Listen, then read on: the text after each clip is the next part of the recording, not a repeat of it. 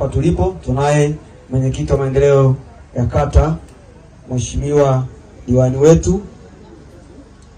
Tafadhali nimuombe mheshimiwa uweze walau tu dakika hii usalimie. Wajua kwamba walau tu hata salamu za serikali. Dakika moja. Karibuni mheshimiwa.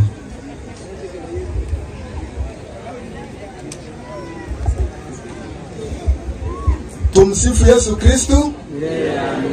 Bwana Yesu asifiwe. Kwanza kabisa nitumie nafasi hii kumshukuru Mwenyezi Mungu kwa mema mengi anayotujalia, hasa hata pumzi tunayovuta ni ya Mungu, lakini hata nafasi ya kutupa kuja hapa ni Mungu. Piga makofi makubwa kwa Mwenyezi Mungu.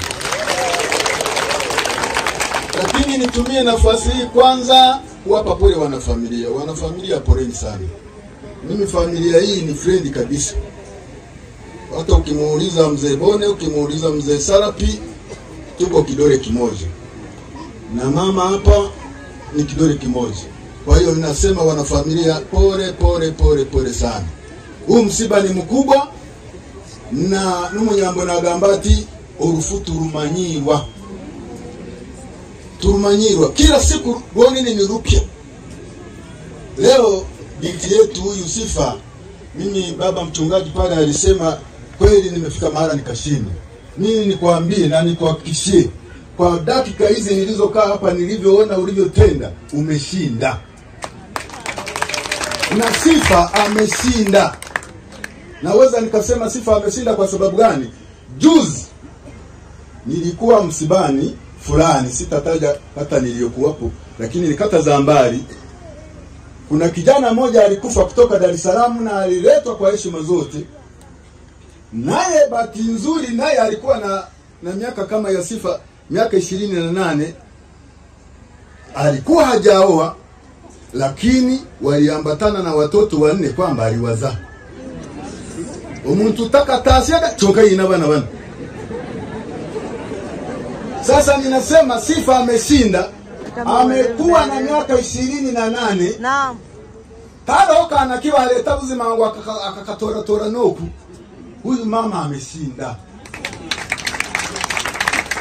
Ameshinda kabisa. Vingine vyeje sura nimbi. Ababelemba mwija hata kubabona, lakini leo ni siku ya sherehe. Mimi naweza nikasema hivi kwa sababu ni sherehe yake ya mwisho.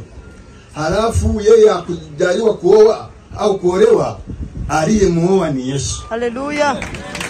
Na amefunga ndoa na Yesu. Leo ndio sherehe yake. Amepandishwa kwa Yesu. Oye. Oye.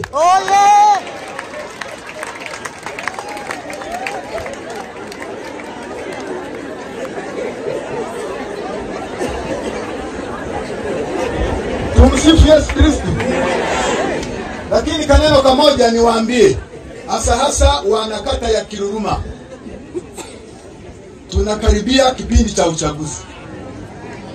Na kipindi cha uchaguzi tena, huu ni uchaguzi mkubwa unaomchagua rais, mbunge na diwani. Hapo vipi? Lakini niwaambie, hata wenye masimu haya ya kuchakicha tumeshaanza kuangalia kwenye mitandao, wanasema uchaguzi hautakuwepo, sijui nini. Ninawaambia, ninawahakikishia uchaguzi upo. Pamoja na za kuambia uchanganye na za kwako. Ninachowaambia, uchaguzi utakuwepo, usalama utakuwepo, mjiandae kwenye uchaguzi wa Mahega 3. Mbunge, diwani na nani? Na nikifikia hapo, mimi naweza nikasema Mama Samia ameshachaguliwa. Kwa sababu gani? Kwa mambo mengi aliyotujalia kwenye kata yetu. Na kwa bahati nzuri ametupa mamilioni mengi kwenye sekondari yetu ya Busangaro. Sasa ninaomba, ametukopesha, sasa tumlipe.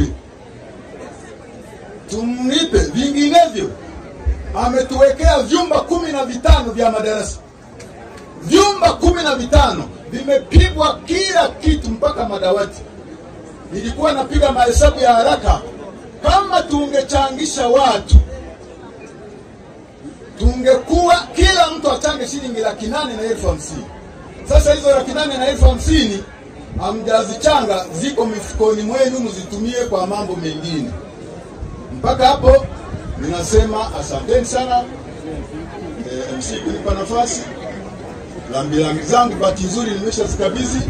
Ninasema poleni sana, tuendelee kuwa na moyo wa uvumilivu. Huu msiba ni mkubwa.